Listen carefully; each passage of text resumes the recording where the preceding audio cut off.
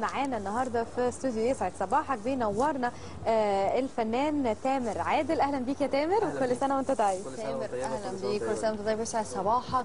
وفي البدايه عرفناك كمذيع تلفزيوني، وده المفروض اول ظهور ليك كممثل في سيت كوم حرمت يا بابا. عايزين نعرف البدايه جت ازاي ومين رشحك وليه خدت سكه التمثيل واوريدي انت كنت مذيع او بتشتغل مذيع.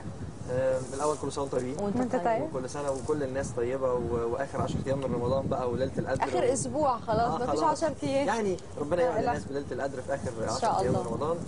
والموضوع جه كده، يعني انا ما اعرفش جه ازاي. انا من زمان قوي كان نفسي امثل، بس ولا مره سعيت، يعني ولا مره خدت الخطوه ان انا اروح لحد او اقول له انا عايز امثل او انا عايز اشتغل معاك. واشتغلت مذيع فتره طويله ولا زلت بشتغل مذيع. ففي مره لقيت حد من شركه طارق الجنايني بيكلمني، استاذ طارق الجنايني المنتج، وقال لي احنا عايزينك معانا في دور في حرمت يا بابا بلا بلا بلا. فرحت قابلته استاذ احمد صالح وعجبهم جدا، يعني عملنا بروفه سريعه على الموضوع، عجبهم جدا الموضوع وابتدينا صورنا الجزء الاول رمضان اللي فات، والحمد لله حقق نجاح كويس. وما كنتش متوقع بصراحه النجاح اللي حققه المره اللي فاتت، لان المره اللي فاتت السنه اللي فاتت كان في كذا سيت كوم، كان في 16 تقريبا سيت كوم السنه اللي فاتت. فان حاجه تظهر في وسط العدد الهائل ده اكيد لازم تكون حاجه مميزه. بالظبط، وخصوصا ان منهم حاجات ليها اجزاء ثانيه، يعني في جزء ثاني وثالث ورابع بدون وخامس. ذكر اسامي كل السيت كومز اللي بتنجح بيعملوا لها اجزاء. بالظبط، واحنا كان اول ظهور لينا، فالحمد لله الموضوع عمل شغل كويس. كمان التعاون مع الاستاذ حسن حسني كان فظيع، يعني أكيد. اول يوم تصوير ليا اصلا كان معاه، فانا داخل اساسا مرعوب يعني، وعمال ادعي يا رب اول يوم تصوير ما يبقاش معاه، يبقى مع اي حد تاني من صغير شويه لقيته عشان ايه اخد على الوضع شويه. الجو. ولقيت اول مشهد ليا معاه في اول يوم تصوير وقالوا لي اول مشهد ده هيطلع في اول حلقه كمان اول يعني ظهورك اللي هو ايه اول طله ليك على الناس. بالظبط، فالموضوع كان مقلق جدا، بس الحمد لله يعني اشتغلنا كويس وعملنا حاجات كويسه، وعم حسن كمان ساعدنا قوي. هو بيساعد يعني دايما النجوم الشباب. عم حسن انا كنت بصراحه مش متوقع كده، ما تزعلش عم حسن يعني. كنت متوقع ان النجوم الكبار دايما يهمهم ان هم يطلعوا بشكل كويس. بالعكس ده هم بيهمهم كل اللي حواليهم، لان لو اللي حواليه نجح هو بينجح. لقيته مهتم جدا وبيقول لي على افيهات انا اقولها وبيساعدني في الموضوع، وقال لي لا ما تقولش دي، طب قول دي. طبعا لازم دي. الروح كلها يعني تبقى ماشيه فيه. على فكره كيمياء ما بينهم، الاعمال غير بالشكل طبعا ده. لازم يبقى فيه كيمياء وروح حلوه ما بين الناس عشان يقدر ده يطلع على الشاشه وبيبان. ده حقيقي. يعني التعاون معاه كان حلو قوي، ومع مدام هناء شرباجي وعمرو رمزي والبنات انجي ومنى هلا، كان التعاون كان طب كلمني عن طارق بقى في حرمت يا بابا، عشان يعني اللي ما تابعوش قوي يبتدي يتابع.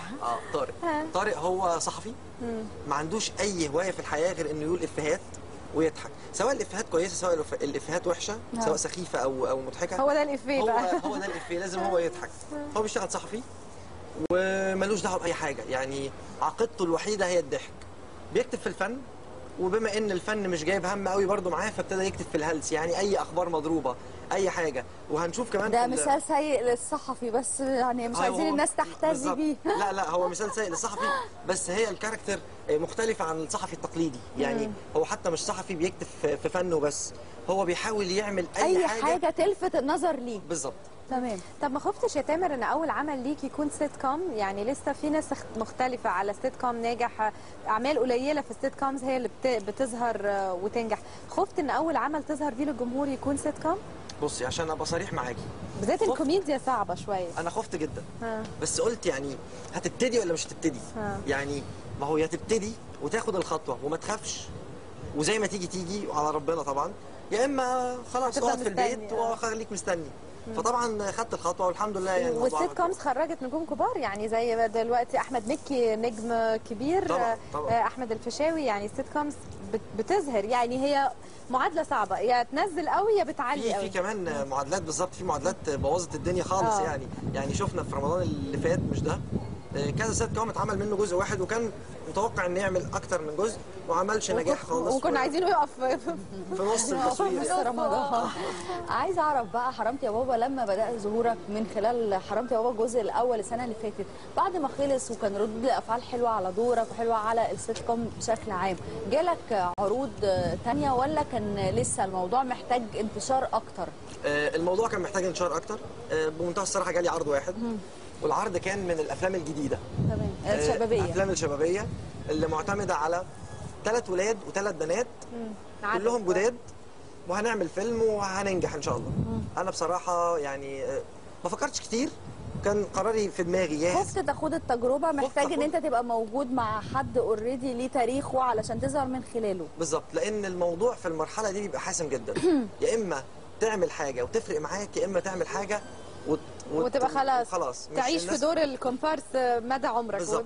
والفكره كمان ان انا لو ماشي في الشارع وشفت افيش الفيلم 3 ولاد و3 بنات انا ما اعرفهمش، انا عن نفسي وموتوسيكلين، ممكن تلاقي موتوسيكلين كده. لا لا لا لا انت بتخبطي في الايه؟ لا بلاش، خلينا ساكتين. عربيتين يعني حاجه يعني انا عن نفسي مش هخش الفيلم. فانا فكرت زيي يعني مين اللي هيخش لي وانا لسه مش معروف، انما محتاج ابقى موجود مع نجم. والسينما بالذات الناس بتنزل من بيوتها تقطع تذاكر بالزبط. بفلوس وتدخل غير التلفزيون. التلفزيون احنا رايحين للناس، انما السينما الناس هم اللي بيجوا، فلازم يبقوا بالظبط. اتفضلي دينا. طبعا عشان يعني بتتكلم من وجهه نظر كمان موضوعيه جدا، وجهه نظر فنيه جدا. ايوه، لو واضح الموضوع اتعرض على دينا كتير.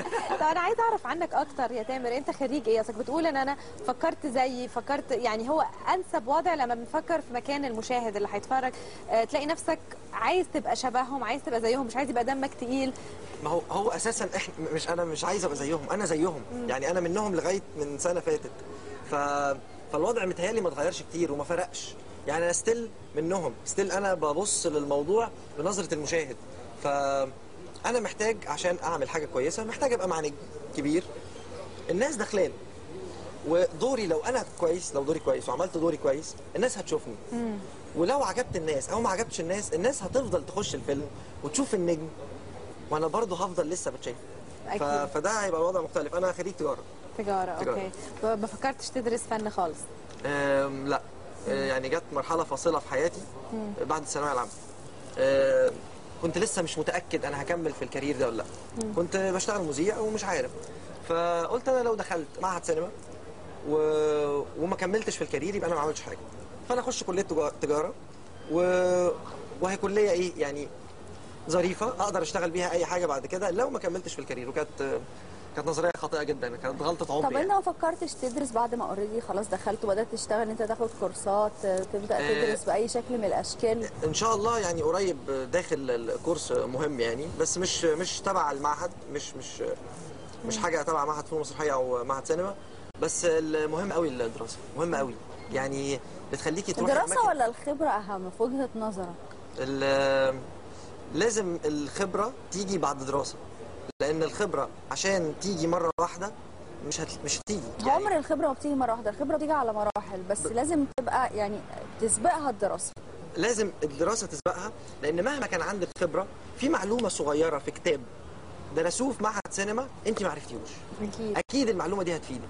يعني اكيد بشكل ما هتخليكي مختلفه، ومره على الثانيه على الثالثه هتخليكي متشبعه من الموضوع دراسيا، الموضوع في دماغك، ومع الخبره الموضوع هيفرق. ده الفرق اللي ما بين ممثلين تقال قوي وممثلين تقال بس. ايوه.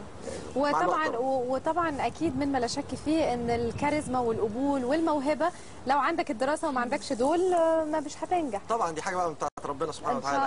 طب قول لي، عرض عليك حاجات السنه دي بعد الجزء الثاني من لا بعد حرمتي بابا لسه يا مسهل يا رب. ان شاء الله يكون وشنا حلو عليك يا تامر ان شاء الله باذن الله. طيب ايه الخطط المستقبليه اللي في دماغك، يعني سواء في الوسط الفني او ك يعني تامر بشكل عام في الحياه؟ بصي، تامر بشكل عام في الحياه خلاص يعني انا لغايه من 2-3 فاتوا كنت لسه متذبذب، يعني مش عارف انا عايز ايه بالظبط. مؤخرا بقيت انا عايز خلاص، انا هو التمثيل وعايز امثل. فبقيت ممثل كويس ان شاء الله يعني كان بها. ما بقتش ممثل كويس هفضل احاول يعني. موضوع اليأس شلته من دماغي، التفكير في اي حاجه تانية شلته من دماغي، خلاص هو الهدف قدامي بقى واضح. والفتره دي من حياه البني ادم دايما فتره البدايات دي فتره انتقاليه مهمه جدا بالظبط، بتبقى صعبه، بس اللي يصبر فيها دايما هو اللي بيوصل، دايما هو اللي بيعمل اللي هو عايزه. طبعا يعني توفيق ربنا طبعا. اكيد ان طبعا. شاء الله. تامر بنشكرك ودايما يا رب بالتوفيق كده ومزيد من الاعمال الناجحه، وكل سنه وانت طيب ويسعد صباحك. وانت طيبه وانت طيبه ساره، ميرسي جدا ليك. ميرسي يا تامر على وجودك، وسلم لنا بقى على كل كاست حرمت يا بابا. ان شاء الله. ميرسي. مشاهدينا خلصت فقرتنا، تابعونا في الفقره اللي جايه واكسر صيامك بعد الفاصل.